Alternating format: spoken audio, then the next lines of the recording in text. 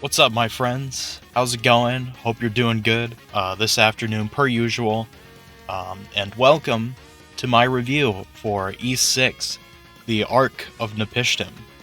After my unforgettable experience with Lacrimosa of Dana, my enthusiasm for experiencing the rest of the Ys series was at an all-time high. I could not wait to get my grubby little hands on the next entry. But the problem is that there's so many of them. Which one do I start next? Well, how about the next game in the Ys timeline? Ys VI.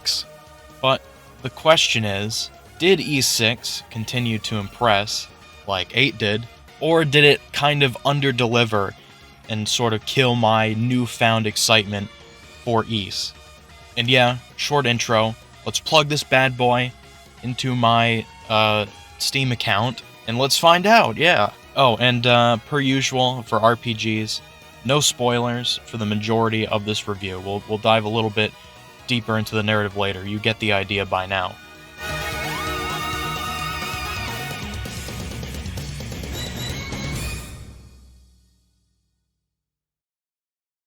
Ys VI once again centers around the legendary Adol and he finds himself aboard the ship of the pirate One-Eyed Laddock. Is that his name? It's kind of hard to pronounce. Wait. Hold up a second. Did I say ship? Boat? Adol? Okay, that's better. Adol finds himself ashore of the Canaan Islands after being sucked in by that of the Great Vortex, which surrounds the entirety of the islands, essentially trapping anyone who finds themselves ashore. Anyway, Adol is discovered by a woman by the name of Olha and her younger sister, Isha. They take him back to Retta Village, to the disdain of the village chief, Ord. But Adol eventually does wake up, does a couple of morning stretches, and we properly begin our adventure in the Canaan Islands in Ys VI. Now, right off the bat, the narrative in Ys VI gets considerably less focused than that of Ys VIII. It's a game driven mostly by the gameplay, so let's just quickly discuss the plot here before getting to the combat, which is the real meat of Ys VI. And to my surprise, it's actually rather solid, at least for a game this short. And yeah, the story beats are pretty spread out, but what we do get is rather captivating. The Canaan Islands, in general, are one of my favorite locales in the Ys series, because they're really believable as a location. It's comprised of 2 small villages, the natives of the land, that of Retta Village, which we already mentioned, and there's also a small town of outsiders that also washed ashore and are now trapped. It's made clear early on that the 2 societies have major differences, but unlike a lot of games, there's no obvious moral differences. They're both pretty well-meaning, and as a result, there's no bias towards helping one over the other. Adol, he just does what he does best and saves the day for everyone. The characters are also quite decent in Ys VI, though many are kind of underdeveloped. I think that the narrative could have been made so much better overall if the characters got just a little bit more screen time. But what we did get was not too shabby. A character by the name of Ys makes his first appearance here in Ys VI, and I was always wondering where he was from during my first playthrough of 7. He's certainly way better here in 6 than he was in 7, and that's because he actually has a connection to the story, and by the end of the game, I actually really started to like him as a character. Now, in terms of characters, there was one that definitely disappointed, and that was the villain. He was so close to being really cool, but again, he suffers from the underdevelopment, and I can't spoil what happens or who this villain is, but it really was a bummer that he wasn't more developed. That's just, again, it's a problem with Ys VI. So the story wasn't bad. I had a fun time with it, and There's some genuinely intriguing twists and turns near the end, but Ys VI and Ys games generally mostly shine in the gameplay.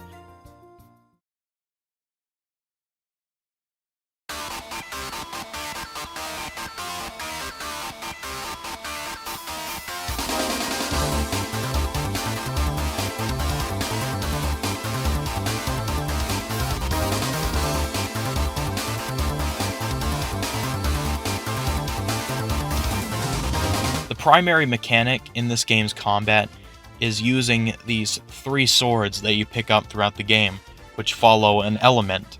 There's one for wind, there's one for fire, and there's one for electricity. And through upgrading these weapons, you get access to a special attack, one for each sword, which allows you to do more damage as long as you are able to properly use it, skilled enough to use it. The wind sword was probably my favorite, but all 3 swords are really fun to use and are both useful in different areas, so you'll want to use them often. On top of the special attacks, you can also cast magic, which builds up in a meter over here, and it allows you to cast one really powerful spell before depleting all the way back to 0. It just serves to provide a little bit of flavor, a little bit more strategy, and a little bit more fun to the gameplay. And you will need all of these skills, because Ys VI is no slouch. This game is pretty damn hard at times. And I have no shame in admitting that some of the bosses kicked my ass. So do what you will with that information. You can select which difficulty you want on the title screen. I imagine playing on easy is, gonna be pretty easy, but I played on hard, and as the name suggests, it was pretty hard. Another interesting aspect to the game is actually its non-linearity compared to the others. There's not a lot of restrictions to where you can and can't go, and as a result, you might wander into areas that you're not supposed to be in, or you might find some optional stuff that you can take on and get some cool shit for it. And that provides some good things and some not so good things, which we'll get into a little bit later. As per usual, for this series, in between the overworld, there are also a bunch of dungeons that you can tackle. They're okay, they're fine. Some of them were good. I think the standout for me was actually the final dungeon, which was one of my favorites in the series, despite it having a few issues, mostly with checkpoints. But it was really fun to play through. The rest of them, yeah, like I said, they're just okay. At the end of every dungeon lies a boss fight. And how are the boss fights here? I'm leaning towards really good. I can name more really good ones than really bad ones. So I would say overall, above average for the boss fight. And another thing I found interesting about them is that they're a little bit more strategy-based than reflex-based like it is in Oath and Felghana. So sometimes if things aren't working out for you, you might need to think of a new strategy, which is pretty interesting. And a lot of the boss fights bring something new to the table that make them distinct from each other. You might have been able to guess this, but there's quite a bit of trial and error here, especially with the non-linearity. There are multiple times where I stumbled across an area where I wasn't supposed to be in and got promptly destroyed and sent back to a checkpoint far away. So what do you do in this case? Grinding. Yes, Ys VI is pretty grindy for an Ys game, and I'm really glad they decided to remove that from the later entries, because here it's just, you don't know when to grind. You'll just suddenly get destroyed, get sent back to a checkpoint, and that's your learning experience. And it's a frustrating learning experience. And the end dungeon, especially, has this problem in spades. You can get to the final area 4 levels under, and then you'll realize, I can't fight this guy, I'm getting killed in 2 hits. So I have to go back and grind, and it takes like a half hour to grind in the final dungeon. But the worst part about this, which kind of merges the obnoxiousness of the level grinding and the trial and error, is that if you save over your save file in the last area and you realize you're underleveled, that's it, man. It's game over. You can't go back. You can't leave the final area. You're stuck, and there's no enemies to grind. So you could have a dead save file. So make a backup. Make a backup save file going into the final area so you can retreat properly if you need to. But it's still bullshit. There's one stretch of Ys VI, and it's kind of a short stretch. It's maybe a couple hours or so, where I was saying, man, fuck this game. Not in a horrible way, but just in frustration. It all starts with the second dungeon, which to reach optional chests that contain good loot, you need to do something called the dash jump. And let me tell you, it's a pain in the ass to do. It's a very infamous part of Ys VI, and I will attest to that. It is a pain in the ass to get it to work. And it's very precise platforming as well. So what will end up happening is that you'll fall into the pit and fall and have to backtrack, and you'll fall again, and the stupid fucking dash jump isn't working, and it's just, it gets fucking annoying quickly.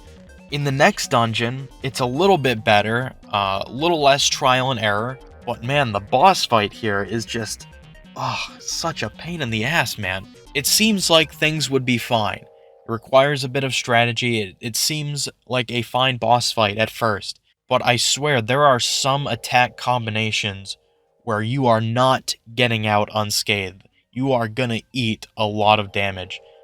It just, looking at it, just how do you dodge some of this shit? But after this stretch of the game, I had a lot less complaining and a lot more fun. Let's be a little bit more positive in this review, huh? And let's talk about a thing that every Ys game succeeds in, and that is the soundtrack. Ys VI, I mean, come on, man. It's fucking Ys. How could it go wrong? It doesn't go wrong. It's Ys, damn it. I can't state that enough. It's fantastic. And here, extended sound segment. Listen to this shit. It's fucking amazing.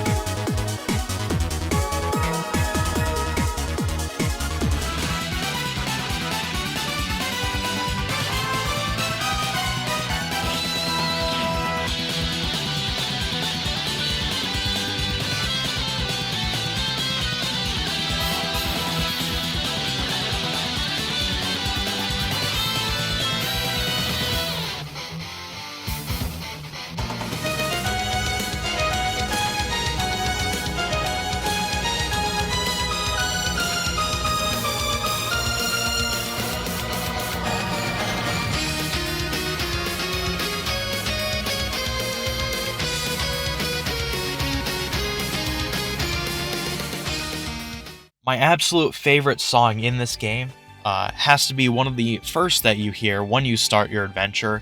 I can't, the name is hard to pronounce here. It's like Katara Woods, Katara. Anyway, it starts the adventure. Man, it just really encapsulates that feeling of starting a new Ys game. It brings the hype.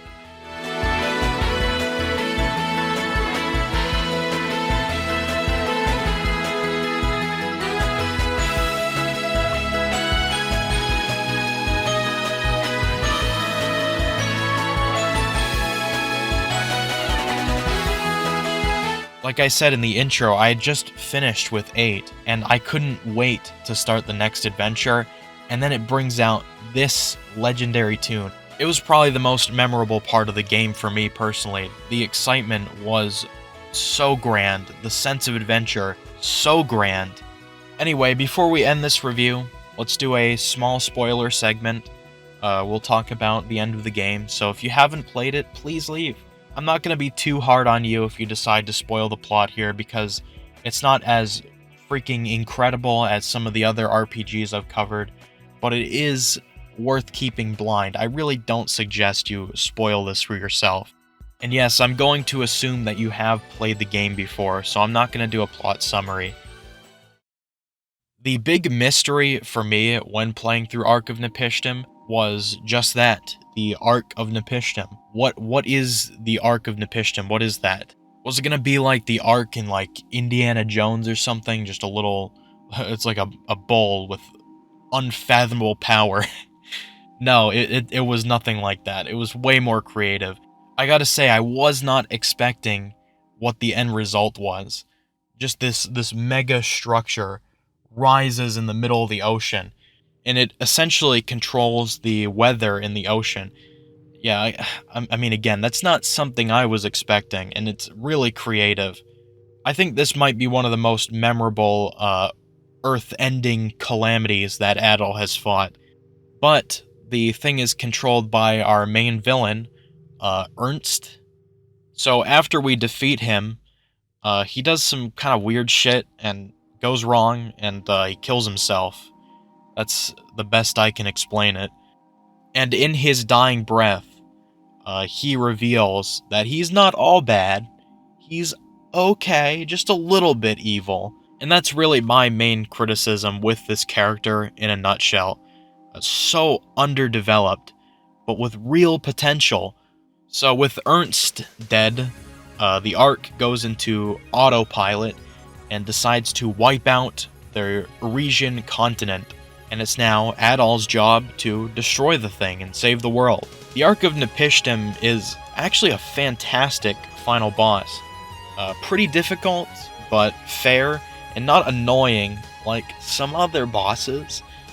After defeating the Ark, the entire thing explodes into a blaze of glory, and Adol is saved by Alma and the other priestesses of the Canaan Islands. Adol stays for a short while and celebrates with the others, and then because, it's Adol, he's already planning his next big adventure, so he waves goodbye to his new friends, and he sets sail with Dogi and the others, ending Ys VI.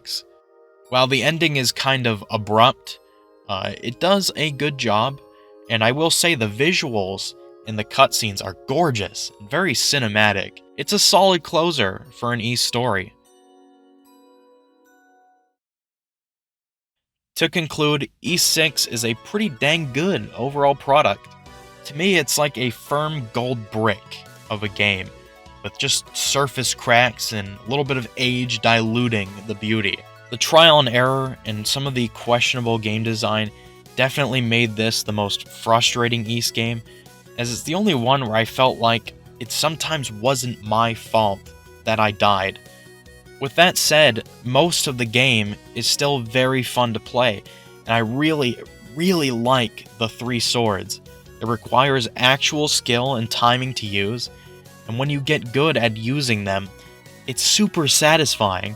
In fact, this might be my favorite combat system in the series. It's simple, yet just enough strategy and learning involved to make it a blast for the entire game. It's a shame that the level and game design is so flawed everywhere else, but it's certainly not enough to ruin the experience, and I still recommend you try Ys VI out. It deserves your respect. It does. It didn't just revive the series, but it changed the formula, which would inspire later games, more polished games, and it's worthy of bearing the name of Ys. And for that, I'm still gonna give Ys VI a 7.7 out of 10. It's a pretty good Ys game with some issues, but I still really recommend that you check it out. It's a fun game.